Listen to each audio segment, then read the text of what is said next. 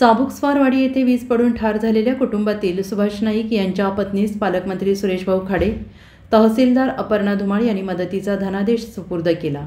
याबाबत अधिक माहिती अशी की चाबुकस्वारवाडी ते शिरूर या रस्त्यावरील कारणवार यांच्या शेतात वीज कोसळून एक जण जागीच ठार झाल्याची घटना घडली होती। शेतामध्ये विहिरीचं खोदकाम सुरू असताना सायंकाळी 6 वाजण्याच्या सुमारास पाऊस येत असल्याचं पाहून विहीर खोदकाम करणारे कामगारांनी जवळच असणाऱ्या एका पडक्या इमारती शेजारील शौचालयाचा आधार घेत यामध्ये सुभाष गोविंद नाईक हे उभे होते। मात्र दुर्दैवाने शौचालयावरतीच वीज कोसळून ते ठार झाले होते। अवघ्या 15 दिवसाच्या आत प्रशासनाने तातडीने पावले उचलत या कुटुंबाला आर्थिक मदत दिली। आज सांगली जिल्ह्याचे पालकमंत्री तथा महाराष्ट्र राज्याचे कामगार मंत्री सुरेशभाऊ खाडे, तहसीलदार अपर्णा धुमाळ यांच्या प्रमुख उपस्थितीत सुभाष नाईक यांच्या पत्नी शांता नाईक यांना हा धनादेश प्रदान करण्यात आला। सुभाष नाईक यांच्या कुटुंबाची परिस्थिती हलाखीची आहे। त्यांना एकूण 5 मुली असून कुटुंबात कमावते एकमेव सुभाष नाईक असल्याने कुटुंबावर दुःखाचा डोंगर कोसळला आहे। या कुटुंबाचे सांत्वन करत पालकमंत्री सुरेशभाऊ खाडे, तहसीलदार अपर्णा धुमाळ यांनी सुभाष नाईक यांच्या पत्नी शांता नाईक यांना आधार दिला।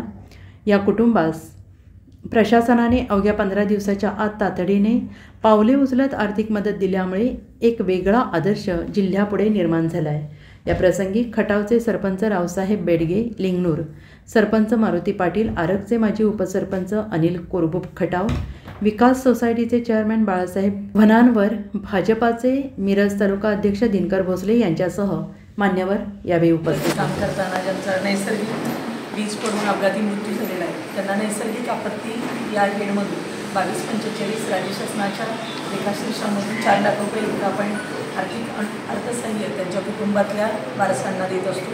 आज त्यांच्या या ठिकाणी पत्नी आहे शांता सुभाष नाईक यांना आपण माननीय पालकमंत्री साहेबांच्या हस्ते आपल्याला जो चेक आहे तो या ठिकाणी वितरण करत आहे। रक्कम रुपये 4 लाखाचा धनादेश जो आहे तो या ठिकाणी त्यांना सुरवाडीला आणि एक कामगार तिथं वीज पडली त्याच्या अंगावर, तो त्याचा ध्यान झाला। त्याचं नाव होतं मला वाटतं सुभाष नाईक आणि त्यांचा तिथं मृत्यू झाला। आपत्तीच्या हेडखाली आम्ही तो प्रस्ताव दिला आणि त्या प्रस्तावाच्या माध्यमातून आज तहसीलदार मॅडम भेटले आणि त्या कुटुंबियांना त्यांच्या पत्नीने त्यांना 4 लाख रुपये आज आम्ही ह्या ग्रामपंचायतमध्ये त्यांना दिलेले।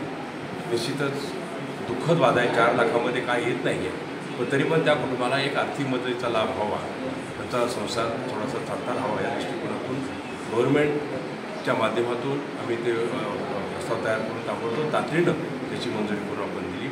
आणि ह्या दृष्टिकोनातून आज माणूस तर आपला परत येत नाही आहे, पण त्या कुटुंबाला एक थोडासा आधार आणि त्यांच्यामुळे त्यांची मुलं आहेत, लहान लहान मुलं आहेत आणि त्या मातेनं काय करायचं या दृष्टिकोनातून आज शासन त्यांच्या दारी आज 4 लाख घेऊन उभं आहे।